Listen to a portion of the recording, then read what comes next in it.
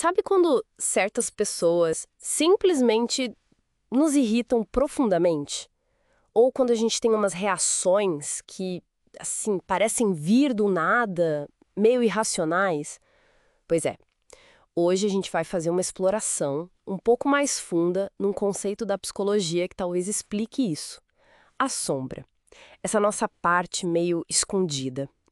E para guiar essa conversa, a gente está se baseando num capítulo da Marie-Louise von Franz, né? Uma colaboradora bem próxima do Jung. Ela foca em como essa sombra aparece nos sonhos. A ideia é tentar entender melhor esse lado oculto para a gente se conhecer mais e, quem sabe, até entender melhor as dinâmicas entre as pessoas, né? Exatamente. E é bom definir logo de cara, né? A sombra não é tipo o inconsciente inteiro. Não é tudo que está fora da nossa consciência.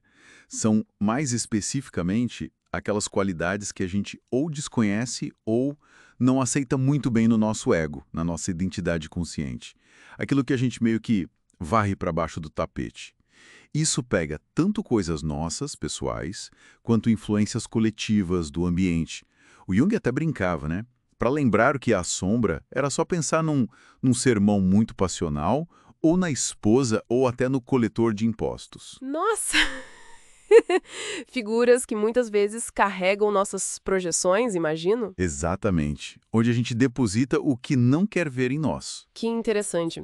Mas como isso se mostra concretamente, assim, nos sonhos? Olha, geralmente a sombra aparece como uma pessoa, alguém do mesmo sexo de quem está sonhando. E frequentemente alguém que causa um certo desconforto, sabe?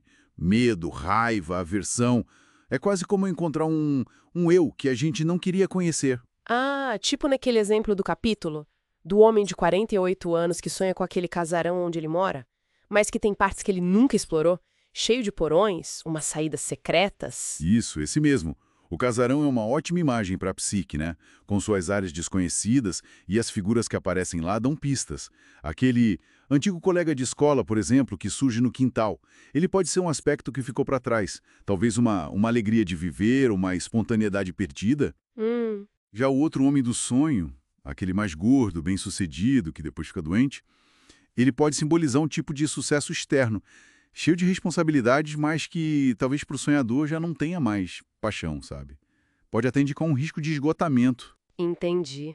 Isso mostra bem como a sombra pode guardar de tudo um pouco, né? Ambição que a gente reprime, introversão que não vivemos, desejos de poder, questões de sexualidade, várias coisas. Nossa, então, peraí.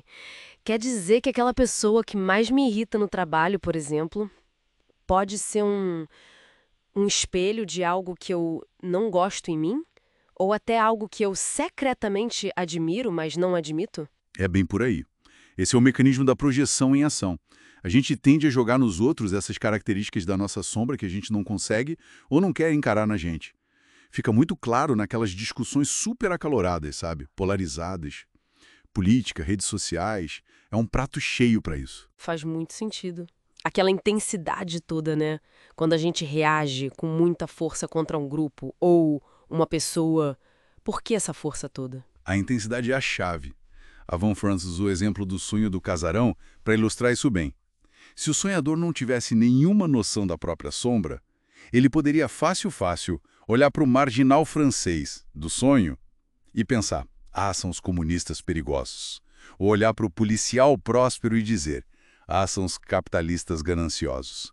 Ele estaria projetando os conflitos internos dele no mundo. Sem sacar que aquelas tendências estavam dentro dele mesmo. Exatamente. Sem perceber que aquelas tendências, digamos, belicosas ou ambiciosas, existem dentro dele. É muito comum, né? Criticar demais um grupo rival pode ser um jeito de não lidar com a própria preguiça, ou desonestidade, ou agressividade que a gente não admite. Então encarar essa sombra, mesmo sendo desconfortável, é o caminho. É essencial, é fundamental. Como a Von Franz coloca, ignorar a sombra só a torna mais hostil, mais destrutiva. É um processo que dói, sim, olhar desses lados menos bonitos nossos. Mas é crucial para a gente se tornar mais inteiro, sabe? E para parar de distorcer a realidade com as nossas projeções. É um trabalho de autoeducação mesmo. Tem uma ideia forte no material que é a seguinte: ser honesto consigo mesmo é a maior proteção contra o mal, tanto o mal que vem de dentro quanto o que a gente percebe fora. Ok, então para a gente amarrar a ideia principal, a sombra é essa nossa parte desconhecida.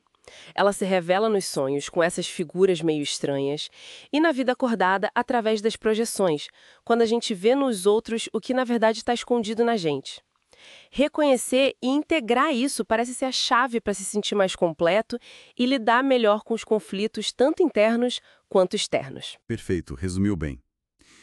E para fechar, talvez deixar uma provocação final inspirada numa citação da Liliane Fryhon, que aparece nos textos. Ela diz algo como: se você realmente sabe o que faz, você é abençoado, mas se não sabe, é um maldito e um transgressor da lei.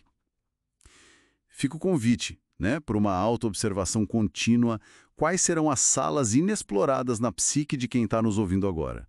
O que será que os sonhos e as reações mais intensas do dia a dia podem estar sinalizando sobre essa parte que ainda não foi integrada? Fica a reflexão.